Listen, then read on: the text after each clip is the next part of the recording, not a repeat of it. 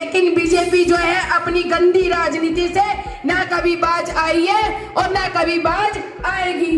ये ऐसी सरकार है, इसको दिल्ली से एमसीडी के अंदर से उखाड़ के फेंकना है। एक मेरा एक भाई और एक बहन से हाथ जोड़ के निवेदन है कि अब के एमसीडी के अंदर से इसको उखाड़ के फेंक दो, क्योंकि इसकी गंदी सोच और गंदी राजनीति हमारे लिए और हमारी दिल्ली के लिए सही नहीं है। पूर्वी दिल्ली की सीमापुरी से आम आदमी पार्टी की पार्षद मोहिनी जिनवाल ने ताहिरपुर में एक नवनिर्मित स्कूल भवन का लोकार्पण किया। कार्यक्रम में मोहिनी जिनवाल ने एमसीडी में काबिज बीजेपी पर भ्रष्टाचारी होने का आरोप लगाते हुए सत्ता से उखाड़ फेंकने की बात कही है। साथ ही उन्होंने क्षेत्र के बच्चों को स्कूल में आकर शिक्षा ग्रहण करने के लिए प्रेरित किया है। नवनिर्मित स्कूल भवन के लोकार्पण कार्यक्रम में अतिथियों का स्वागत किया गया। स्कूल की अध्यापिकाओं ने राष्ट्रीय गीत वंदे मातरम की बहुत सुंदर प्रस्तुति दी।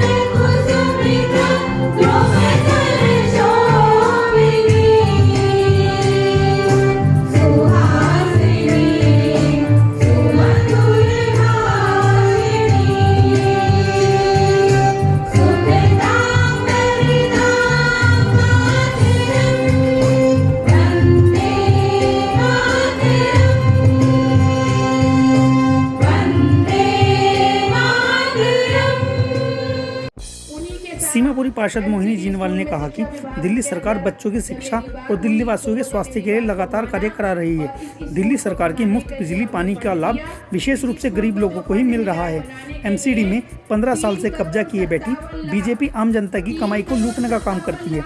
इस बार एमसीडी से भी बीजेपी को उखाड़ फेंकना है। यहाँ के जो आसपास के बच्चे हैं, उन बच्चों को तुरंत स्कूल में अगर नहीं पढ़ रहे हैं तो एडमिशन करा के उन बच्चों का जीवन सुधारें, क्योंकि दिल्ली सरकार की एक ही नीति है, शिक्षा और हेल्थ, इन दोनों के ऊपर उनको काम करना है। और पानी का जो वादा करके आए थे वो पूरा किया, और ये वादा जो पूरा किया, ये सबसे ज्यादा अगर इसका फायदा कोई उठा रहा है तो गरीब लोग उठा रहे हैं इसका फायदा, क्योंकि गरीब लोगों की जेब के अंदर वो सारी बचत जा रही है जो बिजली और पानी के लिए वो खर्च करते थे।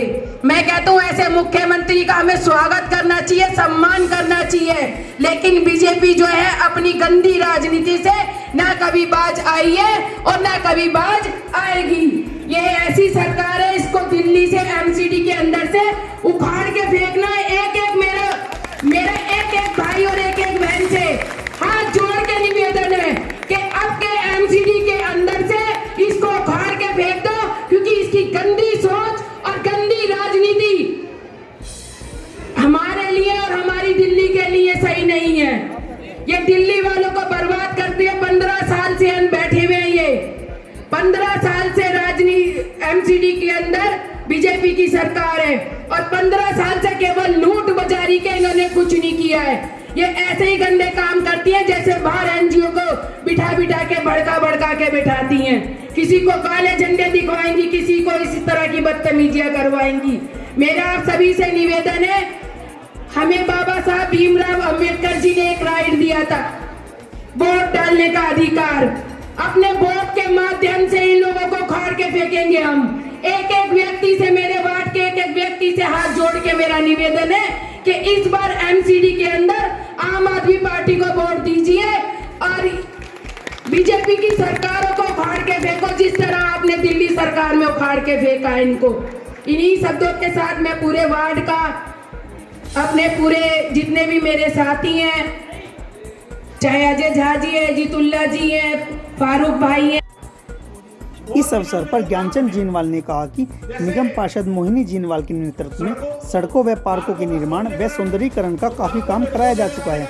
उन्होंने कहा कि कुछ कार्य शेष बचे हैं, वे सभी कार्य अगले बजट में पूरे कराए जाएंगे। काम बाकी है।